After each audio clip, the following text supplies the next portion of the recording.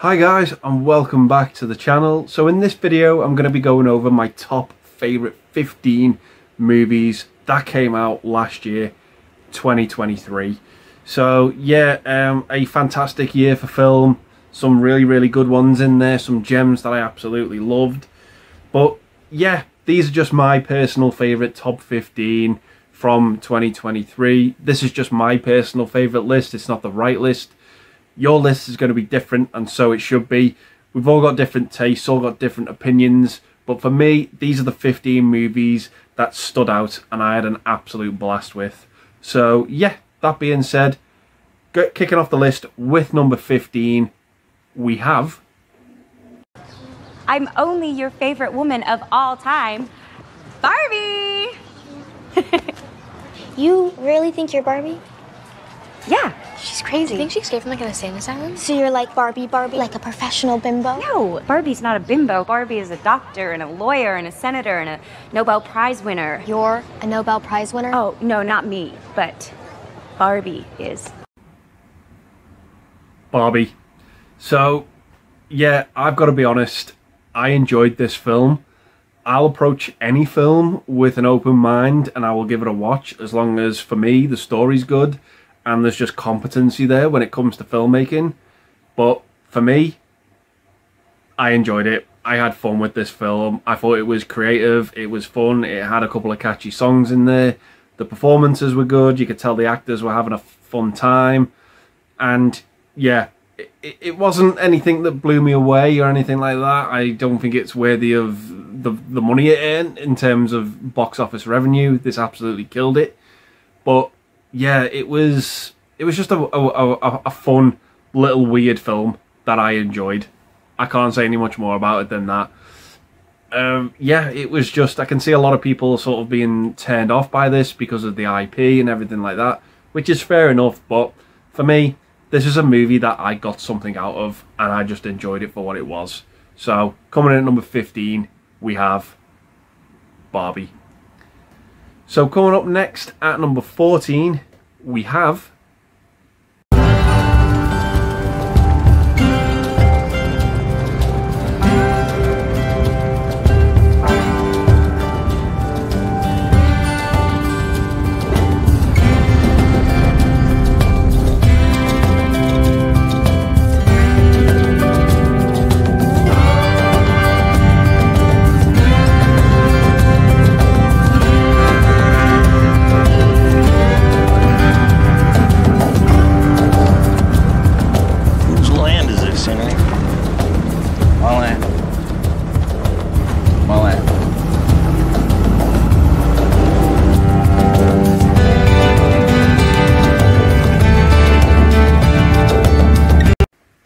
Martin Scorsese's Killers of the Flower Moon. So yeah, again, I was really pumped for this movie. Martin Scorsese, Leonardo DiCaprio, Robert De Niro, the three of those working together absolutely sold me on paper. Really interested in this. And the fact that it was based on a true story as well is always an inkling to sort of spark my interest. And yeah, I did really enjoy this film. I thought it was really good, but I really felt the runtime with this movie. It really was overly long. I didn't enjoy the epilogue at the end. That really took me out of the film, I've got to be honest. But for the rest of the film, the bulk of it, really enjoyed it. Lily Gladstone was the sort of the first thing that I was seeing her in. Really good performance from her. And yeah, it was just another good Scorsese film. It was kind of fell into the same bracket as Silence for me, but good performances in there, good supporting cast, a few familiar faces that pop up in the movie as well towards the end. But yeah, it was just a really good, well acted movie, and that's all I can really say about it. So that is Killers of the Flower Moon. So coming up next at number 13, we have... Open up and let us in, Cassie. We can be a big, happy family again. You don't look so good, Mom. Nothing a big ol' hug and kiss from you won't fix. Open up now. Like a good girl. Evil Dead Rise. One of the best horror films of the year in my opinion, although there was another one on this list that I did enjoy a bit more. But yeah, this was all of the over-the-top, beautiful goriness that I wanted from a new Evil Dead film. I really loved the setting of this sort of high-rise apartment block building where there wasn't really sort of anywhere to escape. It was just a really, really good creative horror movie. Like I said, all the aspects with all the gore really, really sort of shone in this movie, and that's what I expect from an Evil Dead film. Over-the-top gore, lots of blood, lots of creative kills, really sort of, you know, imaginative sort of scenes in the movie, and this delivered for me. Really enjoyed it, really enjoyed the characters. The opening was pretty good as well, and yeah, I'm glad that it sort of came full circle towards the end as well. It really did have a good sort of little connection there. So yeah, good little horror film, that is Evil Dead Rise. So coming up next at number 12, we have... I can tell by your faces that many of you are shocked at the outcome. I, on the other hand, am not, because I have had the misfortune of teaching you this semester, and even with my ocular limitations, I witnessed firsthand your glazed, uncomprehending expressions. Sir, I don't understand. That's glaringly apparent. No, it's... I can't fail this class. Oh, don't sell yourself short, Mr. Coates. I truly believe that you can. I'm supposed to go to Cornell. Unlikely. The Holdovers.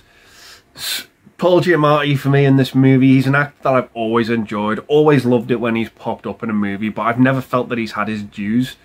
And I was glad to see him really get, you know, some recognition for this film with the Oscar buzz, nominated for Best Actor. And between him and Cillian Murphy, I was kind of like, you know what, if either one of them won, I'd be happy either way. But yeah, this one really, really shone for me. Really enjoyed it. Really got the Christmas vibe to this movie. Sort of about this boarding school who, over the Christmas period, the majority of the students go home. And the people left behind who can't really go home or don't really have anyone to go to are called the Holdovers. And yeah, it's just a really, really good, dramatic movie. Really enjoy Paul Giamatti in this film as this teacher who's kind of very, very set in his ways, very stubborn. But I just really liked him in this film. It was a good performance from him and he stole the show for me. So yeah, that is The Holdovers. So coming up next at number 11, we have...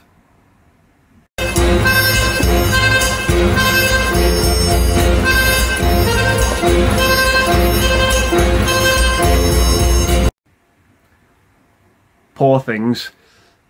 Yeah, this again was another movie that I'd heard so much buzz about, so much, you know, about Emma Stone's performance in the movie, how it was well worthy of an Oscar and everything like this, one of the best female performances of the year.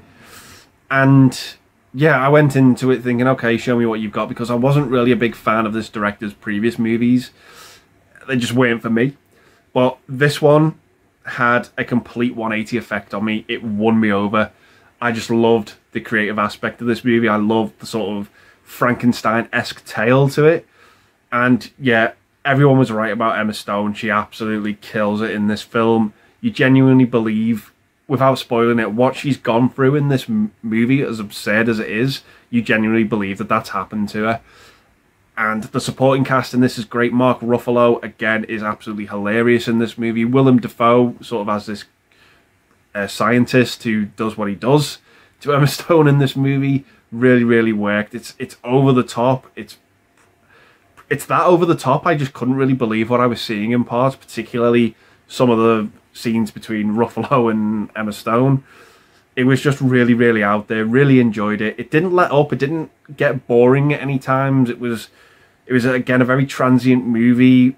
We jumped from scene to scene seamlessly, and it really flowed. Really, really didn't feel the runtime with it at all. Really enjoyed it. Really had a good time with this one. So yeah, coming in at number 11, we have Poor Things. So coming up next at number 10, we have...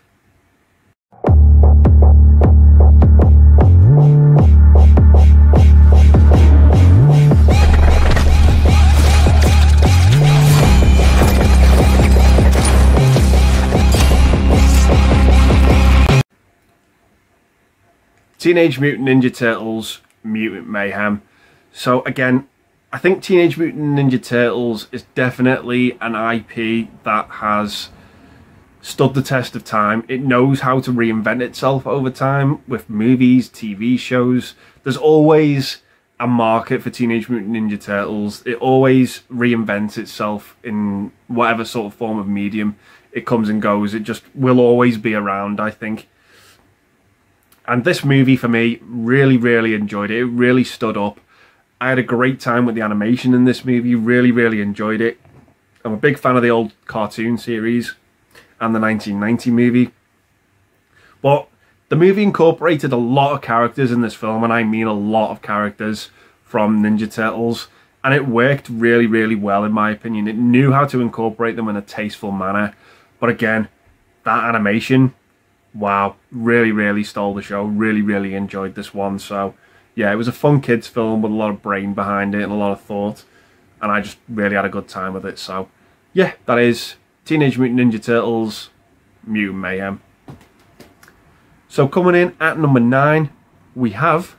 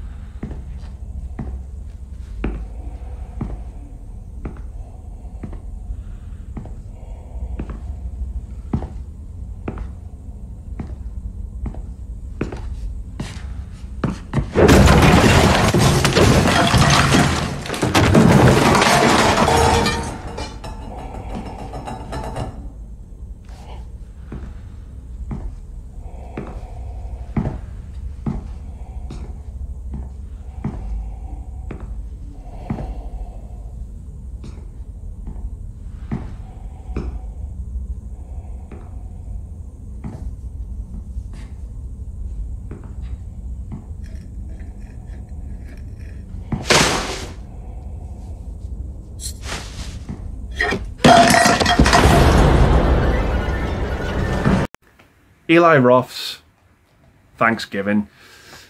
This for me was something I've longed for from a horror film for quite a long time, I think. This satisfied the slasher itch that I've been having for a while. Really, really enjoyed it. It was just a by the numbers whodunit, and that's all I really wanted. I wanted a slasher film where I was having to guess who the killer was all the way through. And I know a lot of people are a bit disappointed with the ending of this movie, the way the reveal happens. People saw it a mile off, people just didn't see it, or were just disappointed with the overall outcome.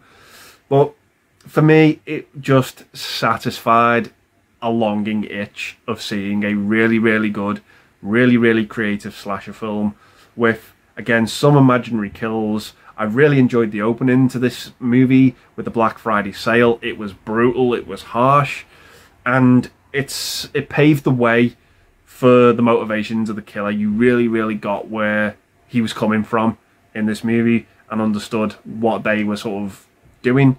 Really, really did, the John Carver killer. And yeah, really, really got what the movie was trying to achieve there. And yeah, the kills were just fun. They were just a blast. Really, really creative and enjoyable. So yeah, that is Eli Roths Thanksgiving. So coming up next at number 8, we have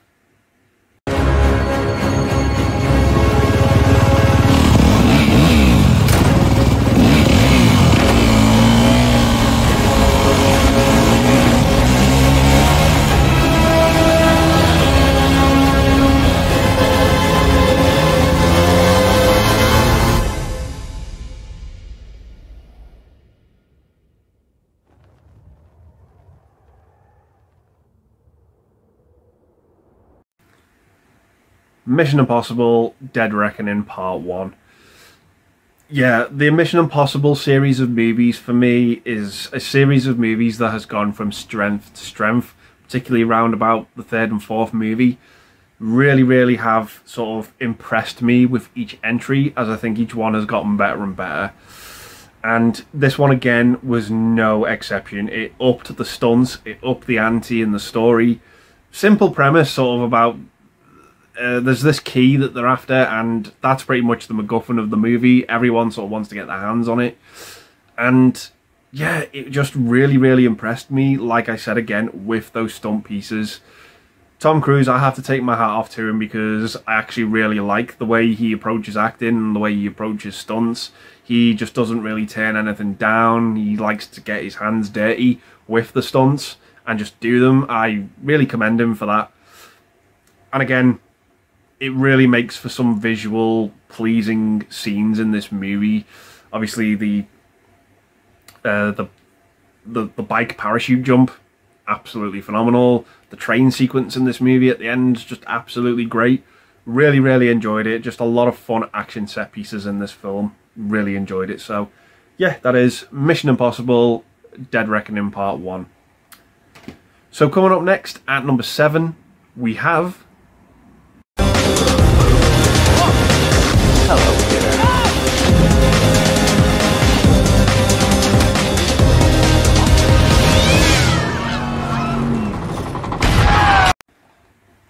Spider-Man Across the Spider-Verse. Yeah, this was probably, well, definitely my most favourite animated movie of last year. It just was an onslaught of the senses, this movie, visually. The third act of this film just didn't let up. It was non-stop. It didn't take a second to take a breath. It was relentless, the animation in this film. Really enjoyed the story. Miles Morales, a great Spider-Man, great character in this film. Really enjoyed what they did with him in this movie. It's just something you just have to put on, press play, and let the movie do the talking, because it is visually just exceptional. I can't praise what I was seeing in this movie enough. It was just great animation. Like I said, it was just an onslaught, relentless against your eyes. It was just a visual treat. Really, really enjoyed this movie. The story was there to match. It really was, without getting into it. I really enjoyed the way that this movie ended as well. It left me wanting more. Yeah, it was just a great experience. Really, really enjoyed this one. So that is Spider-Man Across the Spider-Verse. So coming up next at number 6, we have... Is Sky? No, that's not sky. That's a ceiling. But Sire's making a new world for all of us. And when we get there, there will be sky. And it will be beautiful and forever. Wow. Wow. I have been thinking. About what? Oh, nothing in particular.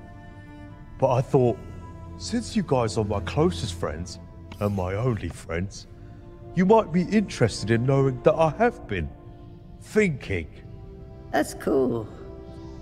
I've been thinking too, about something more singular. Guardians of the Galaxy Volume 3. So, the MCU, in my opinion, of late, has left much to be desired. The quality just hasn't been there. There's been a few good movies.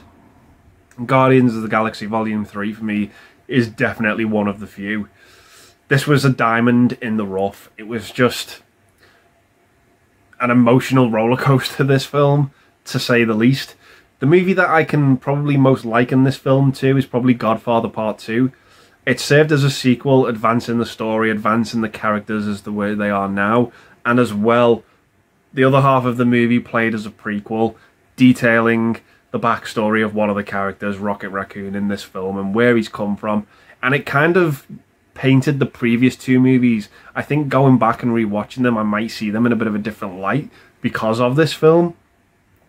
But yeah, this movie really packed a punch with what it did with some of the characters we learned from Rocket's past.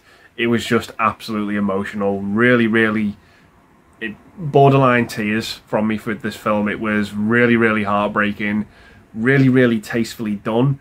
Again, a movie villain I absolutely despised.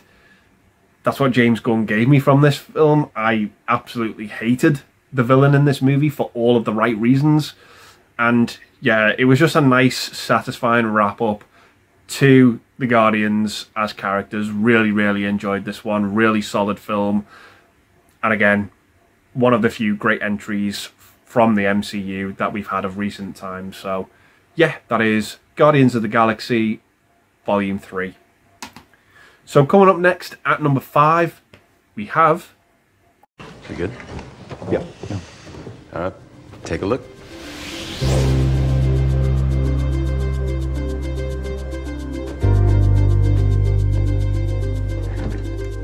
Bulls colors. That's right. Yes, sir. Yeah. Here, let's get this out of here. What do you think about that? They're called Air Jordan.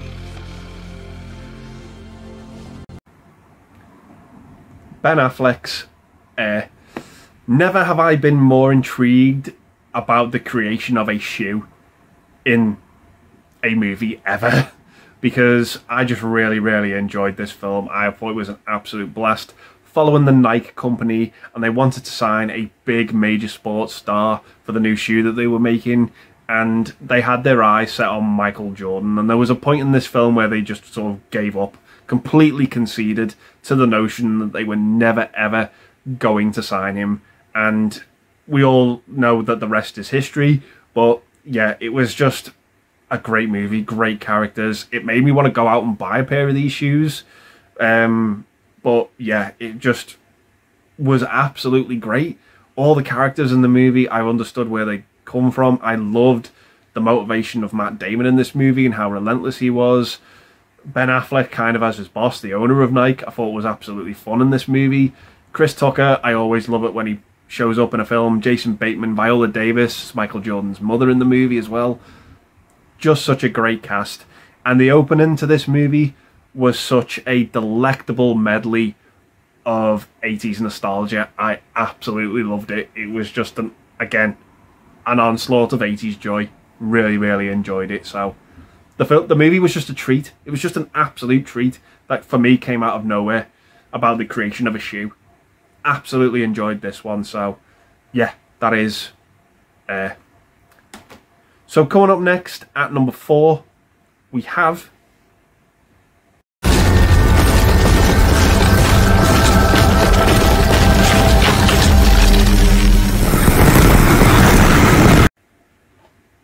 Godzilla -1.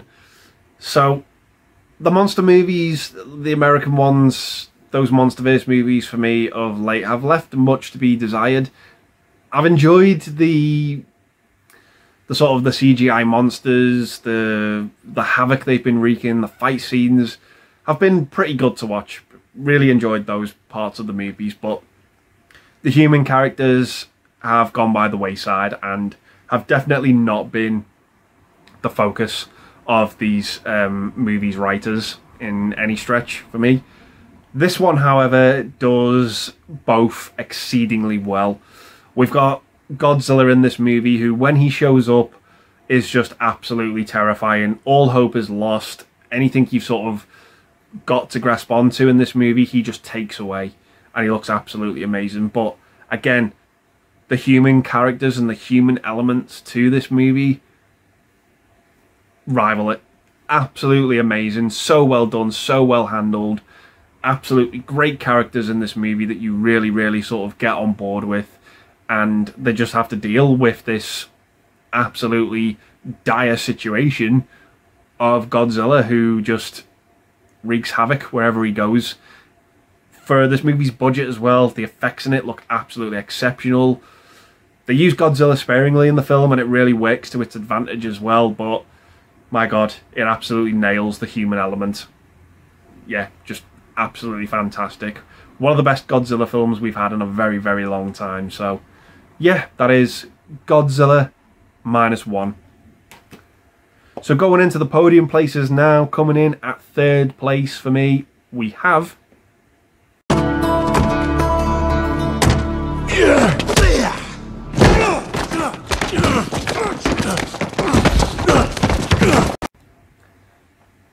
John Wick, Chapter 4.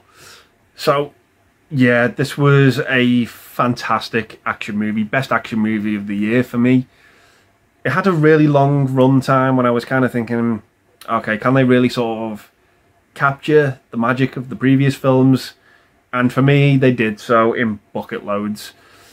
It didn't let up. Again, similar to the animation in Spider-Verse, the action in this movie was relentless. I never felt bored at any moment.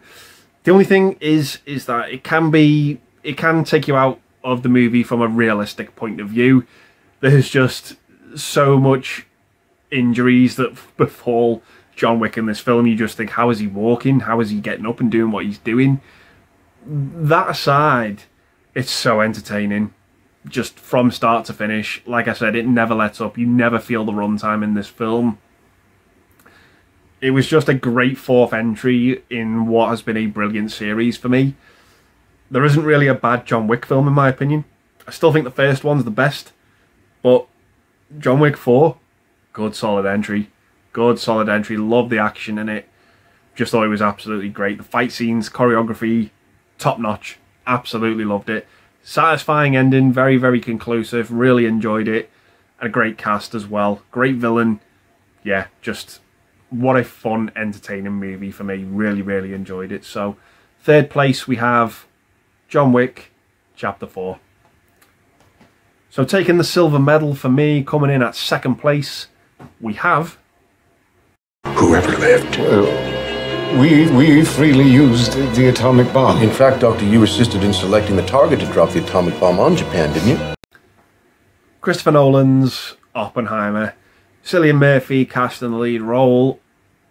I just absolutely enjoyed this film. It was one of those movies that every sort of character and actor in this film felt like they were bringing something to the table in this movie. It reminded me so much of Oliver Stone's JFK. None of the actors in this movie felt like cameos. It was a who's who of actors, definitely, but everyone was bringing something. It wasn't like, oh, there's this person, there's that person. No, they were all playing legitimate characters that were bringing something to the table in this movie, and I just absolutely loved it. The sound design was absolutely incredible. One of the best cinema experiences I've ever had. Visually, when you do see this atomic bomb go off, it's just jaw-dropping. It is just absolutely gorgeous to look at in the sense of the movie itself. Yeah, it was just a treat, this film. I absolutely loved it. Everyone was delivering. The performances were so solid. Great Christopher Nolan movie. I'm going to be talking about this film again in another video that I'm going to be doing in the near future. But yeah, it just really, really was a great film in my opinion. I just absolutely enjoyed it. And I can't really still sort of put my finger on why, but I just had a great time with it. I just thought it was exceptional. Really, really enjoyed this one. Again, another movie with a lengthy runtime that for me, I just didn't really feel it. It just flowed. But what really worked for me was the cast. It was just everyone on their A game, bringing everything, and I just absolutely enjoyed that. So, coming in at number 2 for me, we have Oppenheimer. So that leaves us with one movie left from 2023, and this for me, yeah, is my favourite movie of last year. I absolutely love this film. So, coming in at number 1, we have...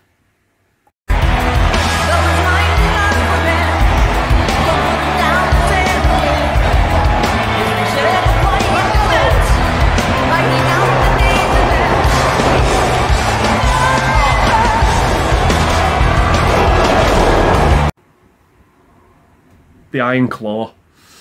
Yeah, by far for me, the best movie of last year. Yeah, I just absolutely loved it. I'm someone who is not the biggest wrestling fan. It's never really appealed to me. It did when I was younger, but I've never really sort of had that affiliation with it, that love for watching wrestling. And if a movie can really hook me and draw me into something I'm not sort of that interested in, movies like Air and The Iron Claw, it's doing something right. It's doing something that works if it draws me in, and this movie did that. The heart that this movie has, it's just leaps and beyond sort of anything else. For me, it just was absolutely great. Following this family, the Von Erichs, who the father was, in this film, he just has his priorities completely wrong. He wants this belt, this wrestling belt that he didn't get in his career, and he has these sons, and he's just pushing them all to sort of be in the wrestling game, even if it's not really something that they want to do. You just really, really feel for them. And when the outcome comes at the end of this film, where you are at the end compared to where you are at the beginning, you're just emotionally drained. This tragedy that befell this family is just absolutely heartbreaking. It was again another movie that borderline got me to tears. And I'm someone who never, rarely ever cries at movies, maybe once or twice. This one nearly got me there, and if it's doing that, if it's getting an emotional response, it's doing something right. I just loved it. I really enjoyed Zac Efron in this film. I thought he was absolutely great. It's such a shame that the movie never really got any sort of attention with regards to awards. I don't really think it got anything from the Oscars in terms of nominations or anything like that, which is a crying shame. But yeah, it's just an exceptional movie. Really, really was. I even remember going to see this at the cinema. I had a pass which allowed me to see the movie early, and it was a packed cinema. Everyone was there. Everyone was enjoying the atmosphere, and there were just moments of silence in this movie. When I came out of the cinema, there was a girl crying, and she actually said that she thought going into this film that she thought it was going to be a comedy. No, it's the exact opposite. It just really, really blew me away. I just thought this movie was absolutely exceptional. I'm looking forward to giving it a rewatch, despite, the emotional roller coaster of a film that it is. But yeah, this movie just worked for me.